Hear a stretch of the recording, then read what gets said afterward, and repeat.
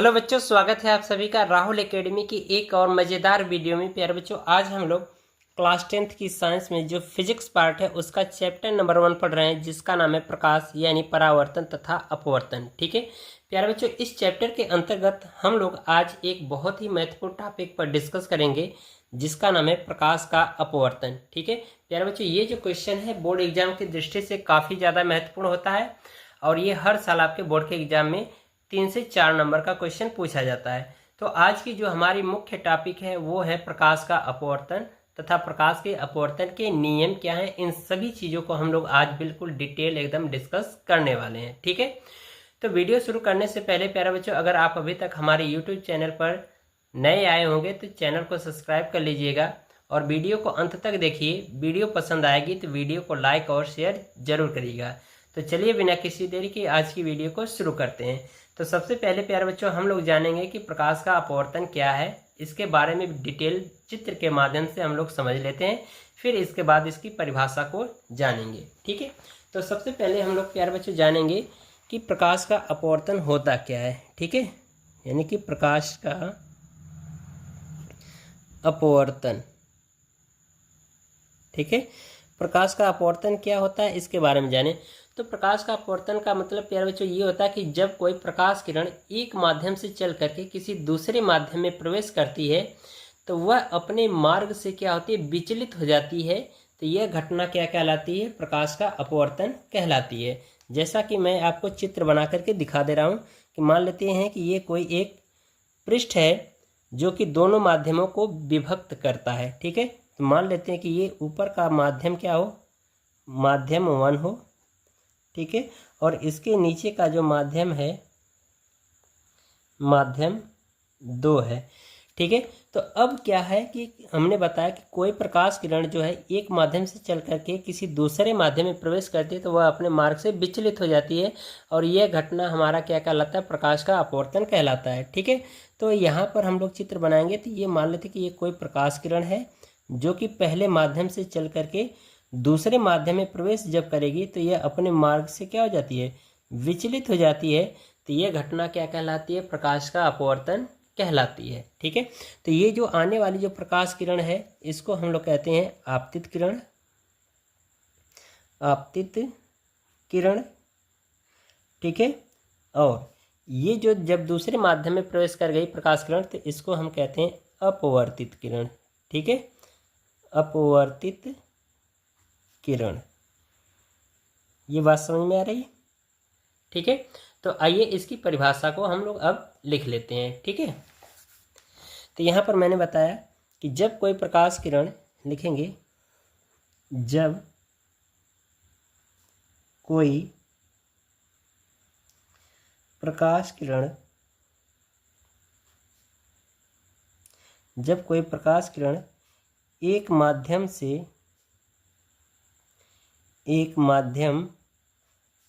से चलकर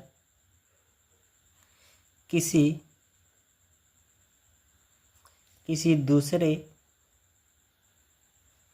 माध्यम में प्रवेश करती है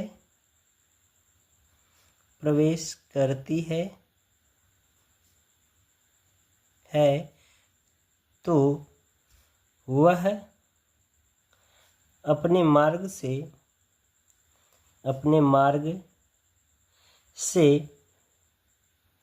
विचलित हो जाती है,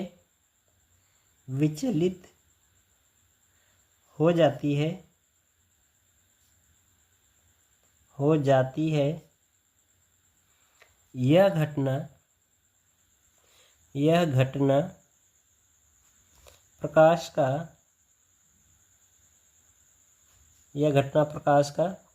अपवर्तन कहलाती है। अपवर्तन कहलाती है। ठीक है, ये चीज़ें समझ में आई। यदि थोड़ा सा भी डाउट होगा तो एक बार वीडियो को बैक करके ज़रूर देख लीजिएगा। आइए अब इसका हम लोग चित्र ड्रा कर लेते हैं। ठीक है, जो मैंने यहाँ पर बताया आपको। ठीक है, तो मान लेते हैं कि ये हमारा एक कोई पृष्ठ है जो कि दोनों माध्यमों को अलग करता है। तो हम मान लेते हैं ऊपर का माध्यम 1 हो और नीचे का माध्यम जो है ये क्या हो, माध्यम 2 हो। ठीक है, तो इसमें जो कोई प्रकाश किरण है यह इस पहले माध्यम से चल करके जब दूसरे माध्यम में प्रवेश करती है तो ये अपने मार्ग से क्या हो जाती है, विचलित हो जाती है। इसको जाना चाहिए था बिल्कुल ऐसे सीधे, लेकिन ये क्या हो रहा है, अपने मार्ग से विचलित हो जा रही है। तो यह घटना क्या कहला रही है, प्रकाश का अपवर्तन कहला रही है। ठीक है, तो यहाँ पर हम ये जो प्रकाश किरण आ रही है इसका नाम दे देते हैं आपतित किरण। आपतित किरण, ठीक है। और जब ये दूसरे माध्यम में प्रकाश किरण प्रवेश कर रही है तो इसका नाम हो जाता है अपवर्तित किरण। अपवर्तित किरण,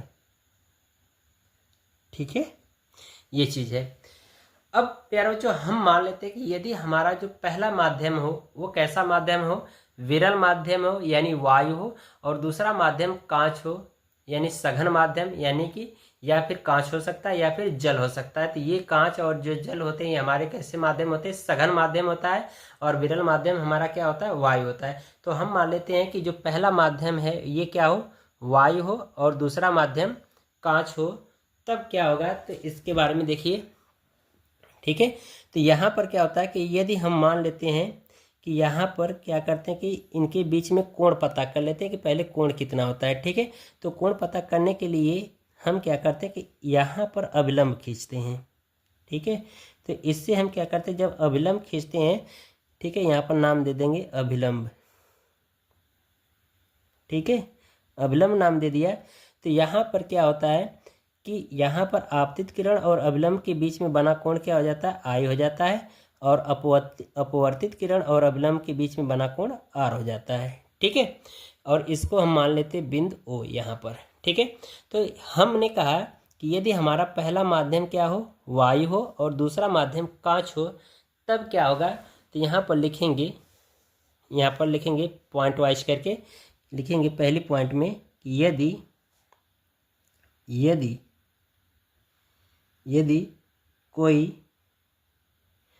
यदि कोई प्रकाश किरण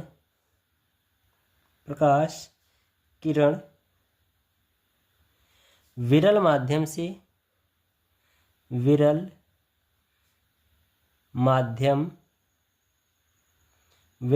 हमने क्या माना है, वायु, तो हमने यहाँ पर क्वेश्चन में लिख दिया वायु। यदि कोई प्रकाश किरण विरल माध्यम से सघन माध्यम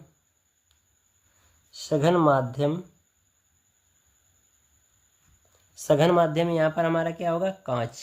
ठीक है, तो हमने कहा कि यदि कोई प्रकाश किरण विरल माध्यम से सघन माध्यम में प्रवेश करती है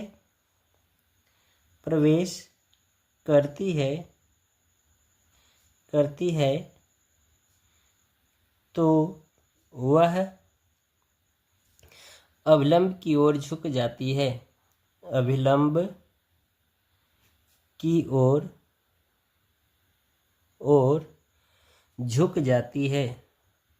ये चीज़ आपको ध्यान रखना है बच्चों, बहुत ही इम्पोर्टेंट पॉइंट है, झुक जाती है। ठीक है, तो ये चीज़ है, तो इसका हम भी फिर दोबारा चित्र बना दे रहे हैं। तो हमने कहा कि जो पहला माध्यम है वो हमारा क्या हो, विरल माध्यम हो, और दूसरा माध्यम क्या हो, कांच यानी सघन माध्यम हो। तो इस कंडीशन में जो प्रकाश किरण है जो विरल माध्यम से सघन माध्यम में आती है तो वह अभिलंब की ओर क्या हो जाती है, झुक जाती है। ठीक है, तो यहाँ पर हमारा क्या होगा, यहाँ पर लिखेंगे इधर का विरल माध्यम यानी विरल का मतलब क्या होगा, वायु। ठीक है, और इसके नीचे का माध्यम कैसा है, सघन माध्यम है यानी कि कांच है। ठीक है, तो इस कंडीशन में जो प्रकाश किरण है वो विरल माध्यम से सघन माध्यम में प्रवेश करती है तो वो अभिलंब की ओर क्या होती है, झुक जाती है, कुछ इस तरह से। ठीक है, तो हमने क्या किया कि यहाँ पर अभिलंब खींच देंगे इससे होते हुए। ठीक है, अभिलंब खींच देंगे, तो ये देख रहे हो कि यहाँ पर नाम दे देते हैं नॉर्मल ड्रा यानी एन अभिलंब है। तो ये देख रहे हो अभिलंब की ओर झुक गई। ठीक है, तो ये चीज़ें, तो इसका नाम लिख सकते हैं यहाँ पर आपतित किरण, नाम जरूर दर्शाना है प्यारे बच्चों। ठीक है, ये अपवर्तित किरण,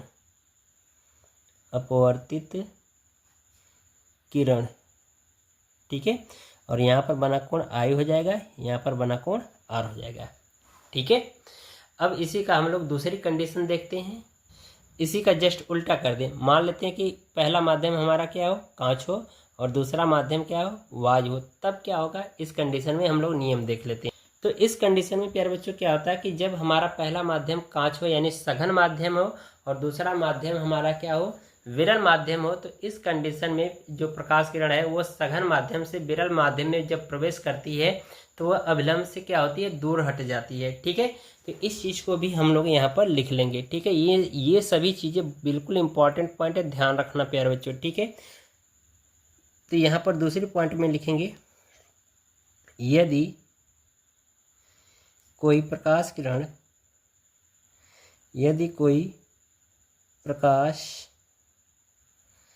किरण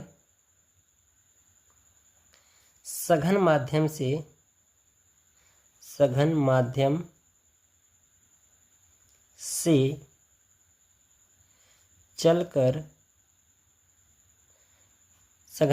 चलकर विरल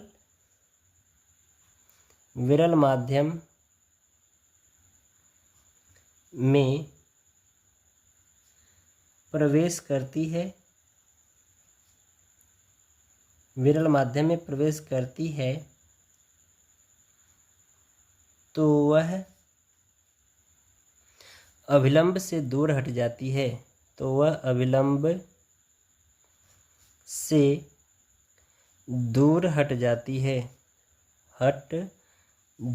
है, ठीक है। ये वाली भी पॉइंट ध्यान रखना बच्चों, ठीक है। तो इसका चित्र हम लोग बना लेंगे।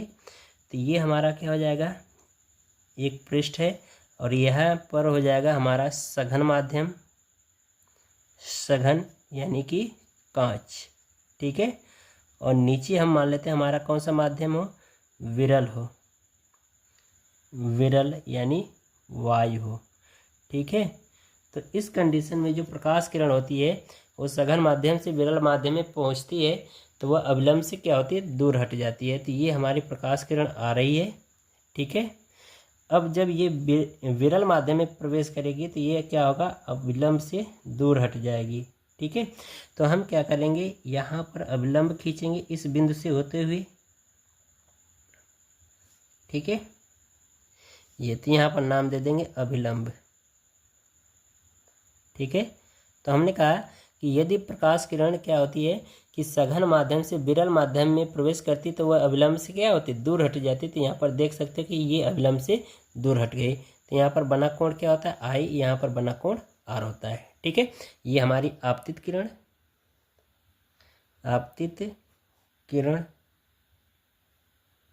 ठीक है। और ये अपवर्तित किरण, ठीक है। ये चीज़ समझ में आया, बिल्कुल चीज़ें हर एक चीज़ें क्लियर हुई होंगी प्यारे बच्चों। अगर थोड़ा सा भी डाउट होगा तो वीडियो को एक बार बैक करके जरूर देखिएगा, ये आपसे रिक्वेस्ट है, ठीक है। अब जो हम लोग देखने वाले हैं जो काफ़ी इम्पॉर्टेंट टॉपिक है जिसका नाम है अपवर्तन के नियम, ठीक है। तो यहाँ पर हेडिंग डालेंगे अपवर्तन के नियम, अपवर्तन के या अपवर्तन का नियम, ठीक है। अपवर्तन का नियम देखेंगे प्यारे बच्चों। ये जो काफ़ी इंपॉर्टेंट क्वेश्चन है जो कि इस पे आधारित न्यूमेरिकल और बोर्ड एग्जाम में क्वेश्चन दोनों पूछे जाते हैं, ठीक है। तो प्रकाश के अपवर्तन का नियम क्या होता है, इसी चित्र के माध्यम से हम लोग समझ लेते हैं। तो जो प्रकाश के अपवर्तन का जो नियम होता है प्यारे बच्चों, ये दो तरह का होता है, यानी कि दो नियम होता है। पहला नियम क्या होता है, आपतित किरण, अपवर्तित किरण, तथा यहाँ पर जो वो बिंदु होता है इसको हम कहते हैं आपतन बिंदु, ठीक है। तो ये नियम हो जाएगा, आपतित किरण कामा अपवर्तित किरण तथा आपतन बिंदु ओ पर खींचा गया अभिलंब तीनों एक ही तल में होते हैं। तो ये आपतित किरण, अपवर्तित किरण और ये अभिलंब देख रहे हो, यहाँ पर तीनों क्या है, एक ही तल पर होते हैं। तो ये प्रकाश के अपवर्तन का पहला नियम होता है कि आपतित किरण कामा अपवर्तित किरण तथा आपतन बिंदु पर खींचा गया अभिलंब तीनों एक ही तल पर होते हैं। और दूसरा नियम क्या है कि प्यारे बच्चों हमने कहा कि यदि कोण का मान पता करना होता है कि कोण कितना बन रहा है तो हम अभिलंब खींचते हैं एक रेखा पर। तो जो अभिलंब के द्वारा जो कोण बनता है ना वो दोनों कोण क्या होते हैं, बराबर होते हैं। तो यहाँ पर जो बना कोण आई है वो कोण आर के क्या है, बराबर है। तो इस आई कोण को हम कहते हैं आपतन कोण और आर को हम कहते हैं अपवर्तन कोण। तो यानी कि अपवर्तन कोण और आपतन कोण क्या होते हैं, इन दोनों का अनुपात क्या होता है, एक नियतांक होता है। ठीक है, तो यहाँ पर हम लोग पहला नियम लिखेंगे। तो लिखेंगे यहाँ पर हेडिंग में प्रथम नियम, प्रथम नियम। ठीक है, इसका प्रथम नियम देखेंगे तो प्रथम नियम क्या कहता है, इसमें ये हमने बताया कि आपतित किरण, आपतित किरण कमा अपवर्तित किरण,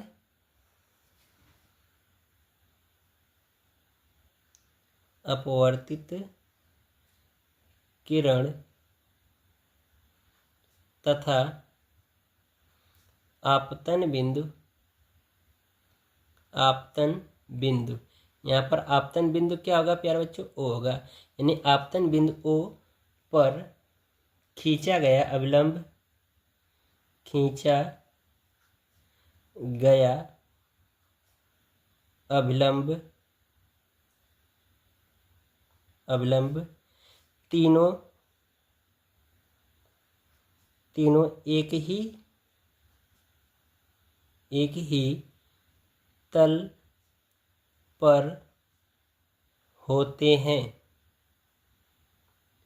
ठीक है, ये पहला नियम होता है अपवर्तन का कि यानी कि आपतित किरण कामा अपवर्तित किरण तथा आपतन बिंदु ओ पर खींचा गया विलंब तीनों एक ही तल पर होते हैं। ये अपवर्तन का पहला नियम होता है। ठीक है, दूसरा नियम क्या होता है कि ये आपतन कोण की ज्या तथा अपवर्तन कोण की ज्या का अनुपात एक नियतांक होता है और इसे हम स्नेल का नियम भी कहते हैं। तो यहाँ पर दूसरा नियम हो जाएगा इसका, यहाँ पर हेडिंग डाल देंगे द्वितीय नियम, द्वितीय नियम। ठीक है, यानी कि प्रकाश के अपवर्तन के दो नियम हैं, एक ये पहला नियम, ये दूसरा नियम। दूसरा नियम ये कहता है कि आपतन कोण की ज्या, आपतन कोण, आपतन कोण क्या है यहाँ पर आई, तो यहाँ पर लिखेंगे आपतन कोण की ज्या, ज्या मतलब होता है प्यारे बच्चों साइन। ठीक है, आपतन कोण की ज्या तथा अपवर्तन, अपवर्तन, अपवर्तन कोण क्या है यहाँ पर आई, आर। ठीक है, अपवर्तन कोण क्या होता है आर। ठीक है, तो ये हो गया आपतन कोण की ज्या तथा अपवर्तन कोण की ज्या का अनुपात, का अनुपात एक नियतांक होता है, एक नियतांक होता है। ठीक है, यानी कि दूसरा नियम ये हो गया कि आपतन कोण की ज्या तथा अपवर्तन कोण की ज्या का अनुपात एक नियतांक होता है। तो इसका फार्मूला हो जाएगा प्यारे बच्चों, यहाँ पर इसको लिख सकते हैं साइन आई बटा साइन आर बराबर नियतांक। ठीक है, नियतांक, यहाँ पर प्यारे बच्चों नियतांक क्या होता है, अपवर्तनांक इसका। ठीक है, तो ये हमारा एक फार्मूला प्राप्त हो जाता है। ठीक है, अपवर्तन के दूसरे नियम का है। ठीक है, और इसी सूत्र को हम लोग स्नेल का नियम भी कहते हैं, या इस नियम को स्नेल का नियम भी कहते हैं। ठीक है, तो यहाँ पर लिखेंगे इसे स्नेल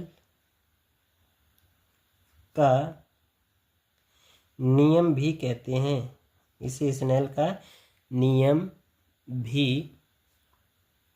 कहते हैं। ठीक है, ये चीज़ समझ में आया प्यारे बच्चों? तो आशा करते हैं आपको हर एक चीज़ समझ में आई होगी प्यारे बच्चों। अगर आपको ये वीडियो पसंद आया होगा तो वीडियो को लाइक कर दीजिएगा और साथ ही साथ चैनल को सब्सक्राइब कर लीजिएगा। मिलते हैं इसी तरह से अगली वीडियो में, तब तक के लिए गुड बाय, थैंक यू, जय हिंद।